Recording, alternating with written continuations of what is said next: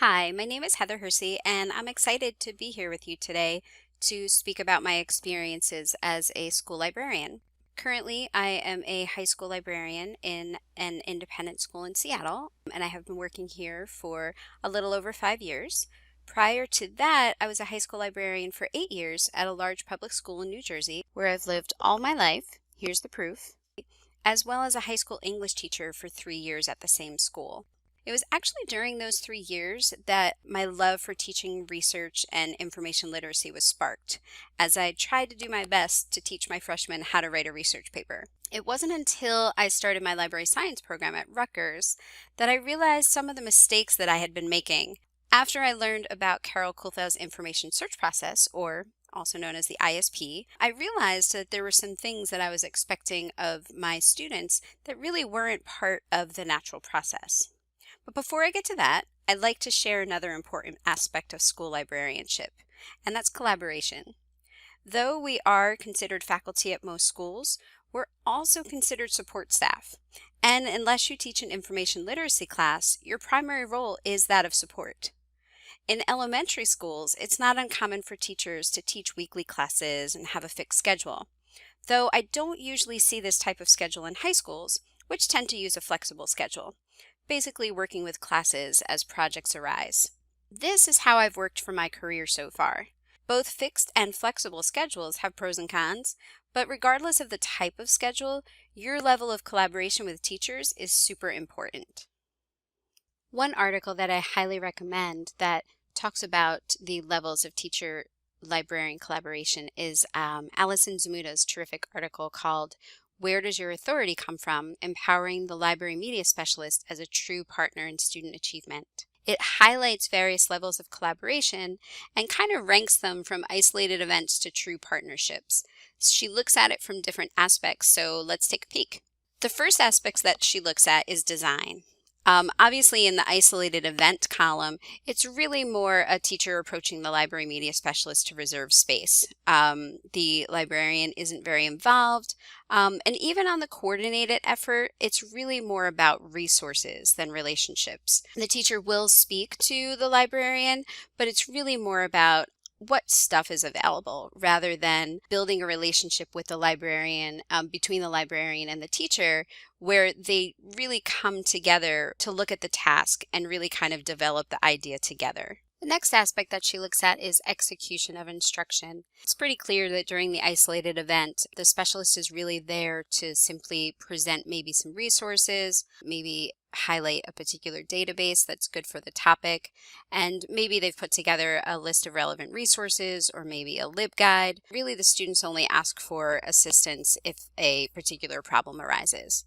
Moving up on the level, up to a coordinated effort, though, there starts to be a little bit more overlap, but it's still pretty separate where the teacher is really more talking about the task parameters and the specialist is really talking mostly about access and use of resources. Once you get to the partnership level, both the teacher and the librarian are pretty well versed in each other's areas. Of course, each one is going to have questions that he or she might not be able to answer based on expertise, but there's really a coordinated effort that makes both of the participants able to provide support throughout completion of the project.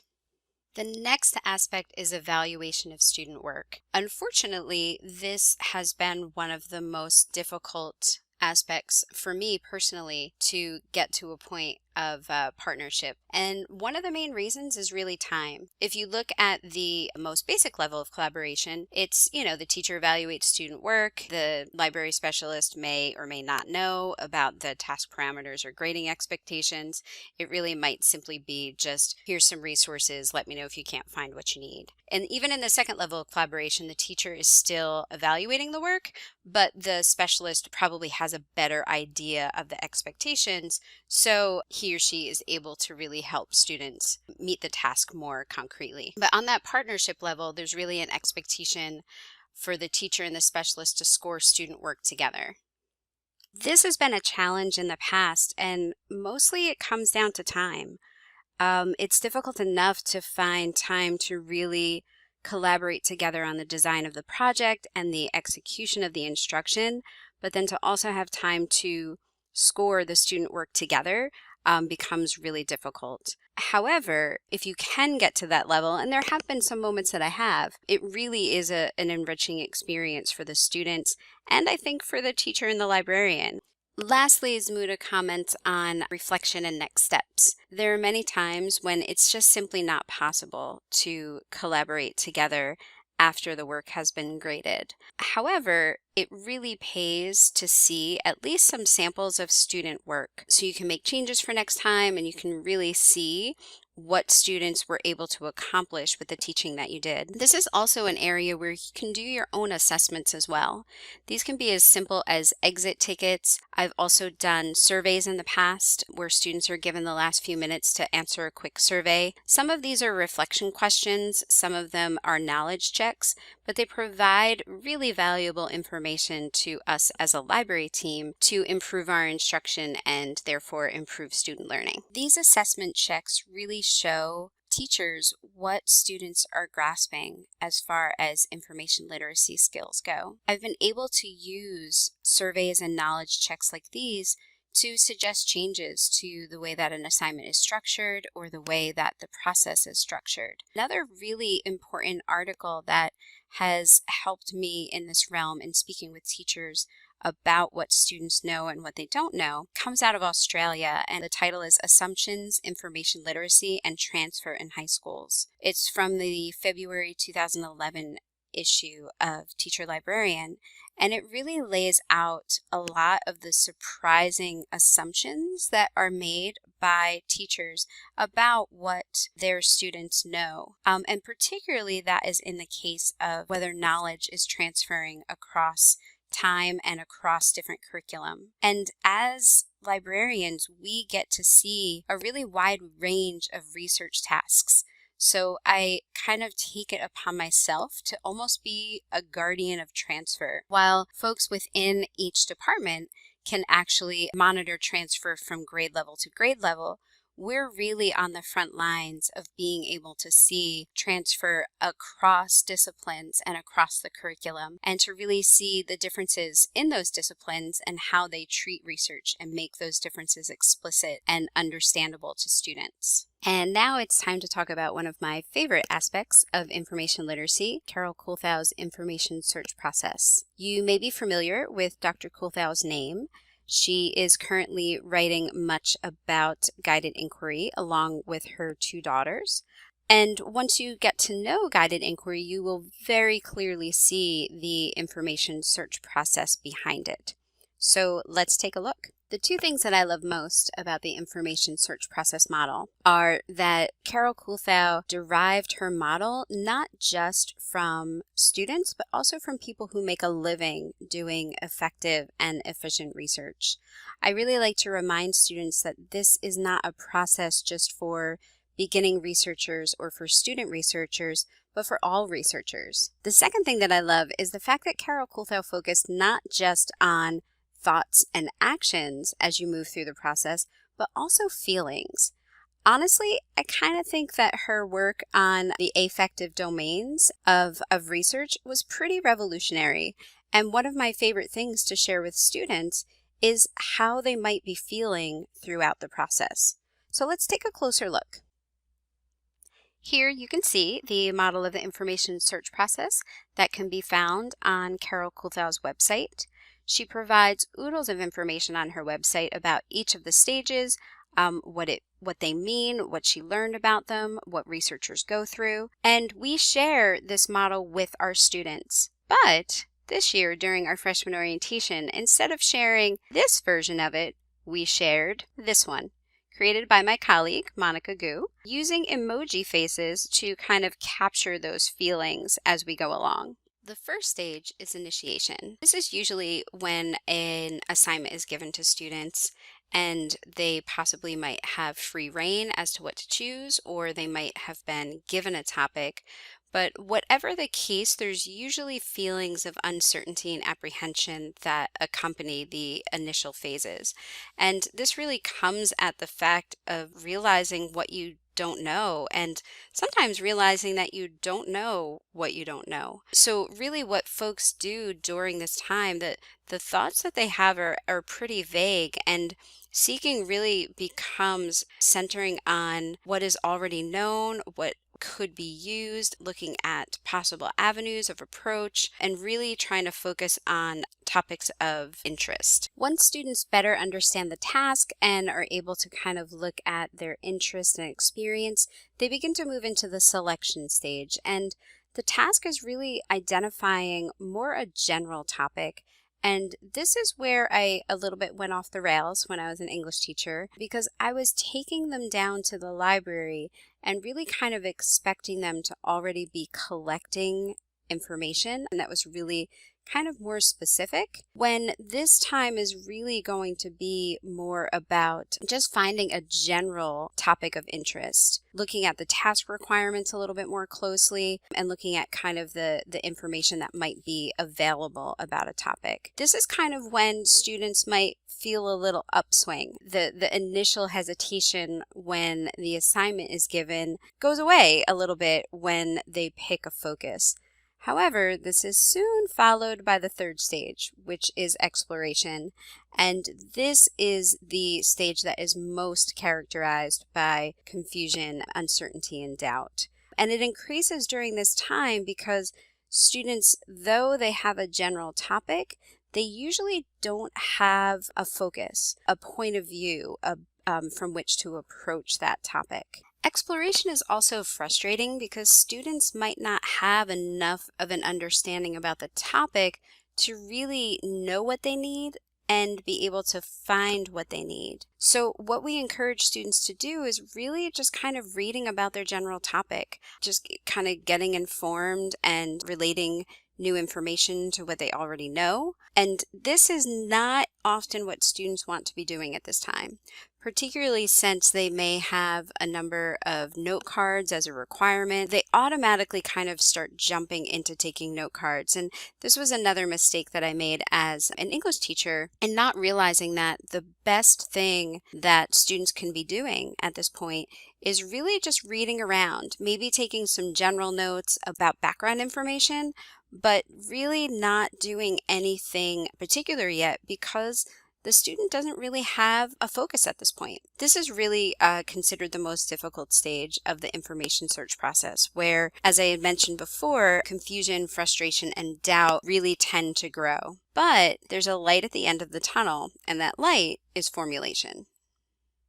This is the moment when the light turns on. If you have students do reflections, you might hear them talk about an increase in confidence. They kind of feel like they're finding their thread, or that they kind of feel like they have their central theme or guiding idea. It's at this point that students then really start looking toward the collection phase, which is the fifth stage, and was really the mistake that I was making as an English teacher. If you look at the information search process, students are really using sources, and likely very different ones, at 3 different times. For example, during the initiation stage, they're probably using pretty general sources and maybe just browsing, trying to find a topic, trying to find something of interest. During exploration, their needs change a little bit. They need something that is not too high level and too specific, but provides a really good level of background information. We often encourage students to use subject-specific encyclopedias at this point. Then, after formulation has occurred, students can finally start moving into the collection phase. This is when I should have taken my students back to the library to really kind of look at more specific books that are about their topic, things that are on higher levels, maybe some scholarly journals, because this is when they start kind of documenting and really taking notes. Prior to this point, the notes that students take aren't really going to be related to their formulated focus. Though they'll be helpful if they're trying to remember background information, they probably aren't for the most part going to wind up being used in their paper. The last 2 phases of presentation and assessment really don't involve particularly the finding and evaluation of sources, but really the using of those sources. And as Carol Colthell indicates in her chart, a sense of satisfaction is usually found if students have formulated a good focus and done well with collection, but it could also lead to a sense of disappointment if a focus wasn't found and therefore an angle wasn't found. Lastly, I would like to share with you a video that I created for a conference that was a few years ago. It's about using research conferences in the curriculum. One of the most significant times to meet with students is during exploration. As you can recall, this is a time of confusion, frustration, and doubt, and a time when students can really get stuck in the process. Research conferences, whether in person or virtual, can serve to help students through this difficult time. So pull up a couch, lie down, and tell me about your research feelings. I've done several types of conferences in the past, just depending upon the size of the classes, the time available, and the depth of the inquiry.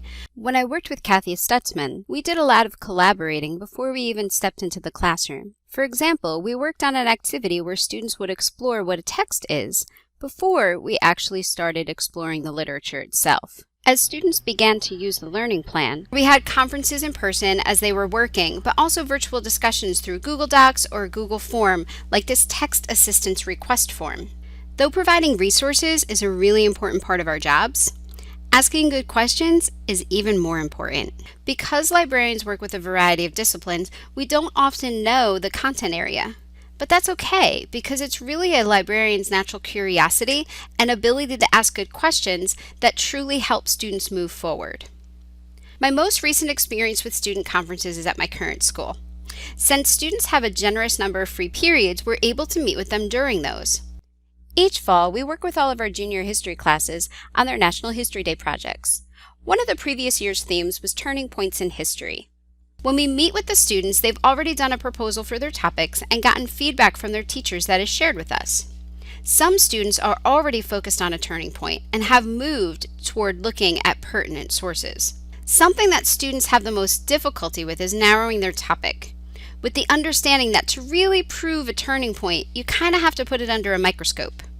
With a paper like this, students tend to move toward doing a report on the significance of an event rather than digging deep and proving that it truly caused the country to swerve in a different direction. So, we'll often devise a visual representation of the topic. Let me get out of the way so I can show you. I was using originally a basic timeline, and here's the turning point, and the background that you would need is up here, and then the turning pointiness is down here. It was okay, kind of looks like a squid, but not really great for illustrating exactly what they were doing. So my colleague and a student came up with something that kind of looks like an A-line dress, or maybe a very weird hourglass. And thinking about it this way, that here is your turning point. So what you really need to think about are, what types of sources do I need? What type of information do I need to lead up to my turning point? And because some of the topics were very big, the majority of them were, students would really have to think about how to narrow the topic and tell just the parts of the story that are needed to show how this is a turning point.